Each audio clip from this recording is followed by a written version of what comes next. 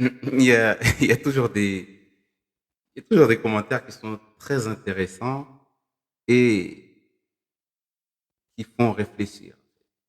C'est vrai, pour certains, ils vont juste voir le commentaire, ils vont se dire, bon, ouais, bah, c'est un commentaire, et voilà. Ces jours-ci, parce qu'elle dit que ces jours-ci, je vois mon ennemi dans mes rêves. Je vais commencer d'abord par te raconter une histoire. Comme ça, tu comprendras mieux euh, il est où ton problème et c'est quoi ce genre de est-ce que tu vois un rêve et c'est quoi ce genre de rêve-là, comment les prendre en compte ou pas. En fait, il y avait une personne auquel son ennemi, c'était son voisin. Il menaçait. Une vidéo auquel j'ai dit, bah, quand on te menace, quelqu'un te menace de sorcellerie, il faut prendre en compte. Et donc, du coup, celui-là, il menaçait à chaque fois, il disait, il est allé jusqu'à louer un sorcier, il l'a ramené chez lui pour ses voisins. OK? Il est parti louer un sorcier, l'a ramené habiter chez elle, nourri, logé, blanchi, pour faire du mal à ses voisins. Bon, la personne en question, je connais la personne, je parle avec, etc. Quand je vais au bled, etc. Mais bon, voilà. Et donc, du coup, c'est quelqu'un de, on va dire, physiquement très mauvaise. Et c'est quelqu'un qui, même ses amis ont peur d'elle. C'est une personne auquel même son mari a peur d'elle.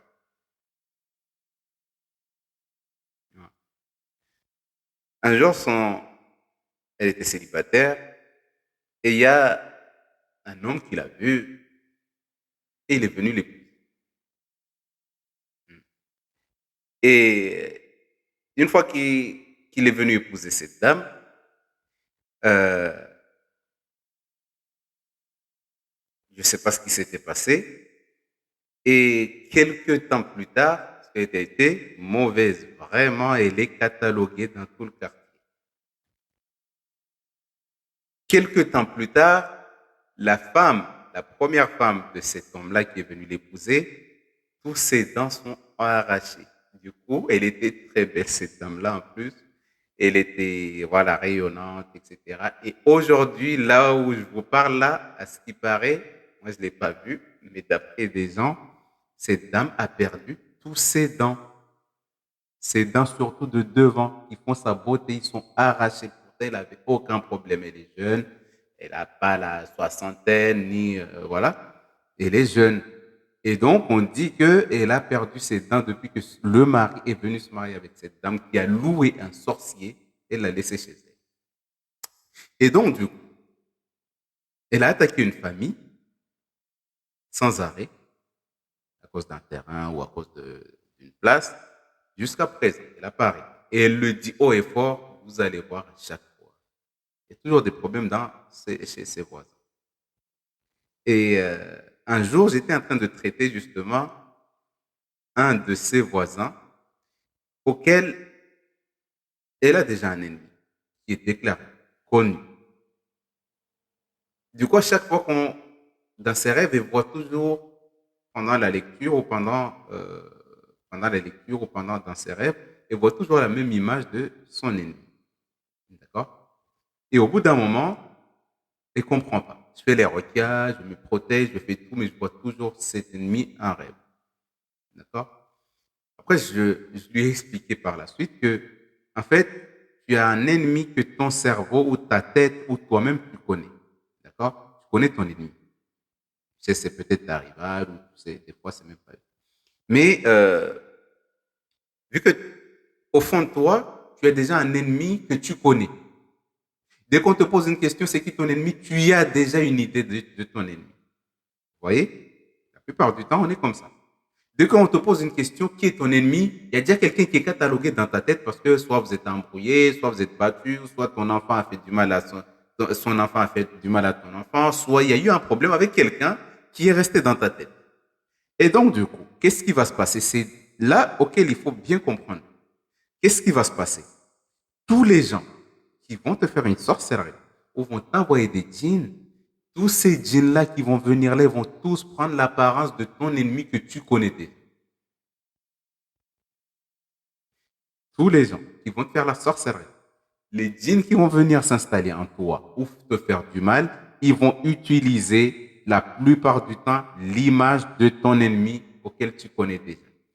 Pourquoi ils font ça? En fait, c'est parce que en faisant ça, toi, ils se protègent parce que tu vas toujours penser que c'est la même personne qui te veut du mal, alors qu'il y a 70 000 personnes qui te veulent du mal, mais tu ne vas pas t'en rendre compte. Tu vas penser que c'est toujours ton ennemi, c'est pour ça que tu le vois tout le temps en rêve. Tu vois tout le temps la même personne en rêve.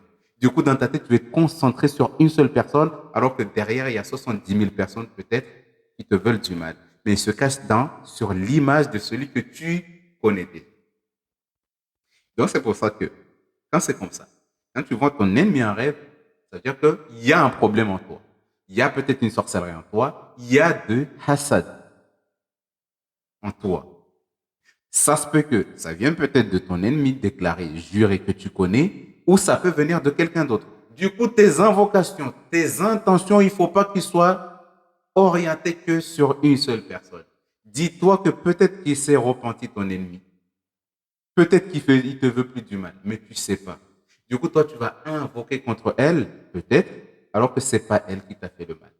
Du coup, beaucoup de gens se trompent dans les invocations, beaucoup de gens se trompent dans les malédictions qu'ils envoient, beaucoup de gens, leurs intentions sont erronées parce qu'ils visent la personne qu'ils ont vue en rêve. C'est pour ça que moi, personnellement, quand les gens viennent me raconter des rêves, ce qui m'intéresse, c'est pas l'identité de la personne qui est venue dans ton rêve.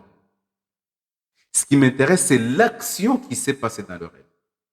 Parce que un shayatin peut prendre l'apparence de tout le monde, sauf celui du prophète sallallahu alayhi wa sallam. Des fois, le shayatin, il peut même prendre l'apparence de Dieu et dire que c'est lui Dieu. Vous allez dire que c'est peut-être faux, mais en fait, c'est vrai. Il y a des shaytans, il peut prendre l'apparence et dire c'est lui Dieu. Et venir te montrer des miracles, etc., etc. Vous voyez? Donc, c'est pour ça que celui que tu vois en rêve, en apparence, de ton ennemi, dis-toi que peut-être il y a quelqu'un d'autre qui s'est caché derrière son image. Et donc, ton intention doit être générale et globale. Tous ceux qui me veulent du mal, il y a Allah, retourne-leur leur mal. Mais ne vise pas une seule personne parce que peut-être tu vas te tromper. Et ton invocation va tomber, botter à tous.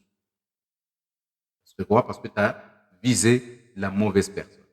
Okay? Donc, du coup, le fait de voir ton ennemi en rêve, ça montre en fait qu'il y a un problème en toi, ou il y a un problème où des gens sont contre toi, ou il y a des problèmes vers toi. Mais c'est pour ça que tu vois ton ennemi. Voir un ennemi en rêve, ça veut dire que tu as un problème en toi. Il y a un problème. Mais ça ne veut pas dire que c'est lui qui a fait la chose. Il peut être lui. Hein. Allahu a'lam, mais c'est pour que Shaitan il veut te mettre des waswas pour que tu vises et tu accuses quelqu'un peut-être pour de vrai ou peut-être pour de faux. Et là, il y a un péché sur ça. C'est pour ça qu'on demande à Allah de nous protéger. La personne que tu vois en rêve, c'est que peut-être tu as un problème avec. C'est pour ça que vous voyez que la plupart des gens qui ont des rivaux, hein, que son mari s'est marié avec une deuxième ou une troisième, la plupart du temps, quand ils vont rêver de la première femme ou de la deuxième femme ou de la.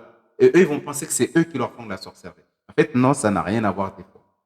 Bon, on ne va pas rentrer dans la traduction des rêves approfondie concernant ce rêve-là, ce genre de rêve de voir ta rivale ou ton rival. Non, on ne va pas rentrer dans ça, mais c'est juste pour expliquer en fait que le fait de voir ton ennemi en rêve montre en fait que tu as un problème en toi et qu'il y a un problème qui est persistant. Et il faut l'attaquer, faire la requête et demander beaucoup d'invocations à Allah subhanahu wa ta'ala. Wassalamu alaikum.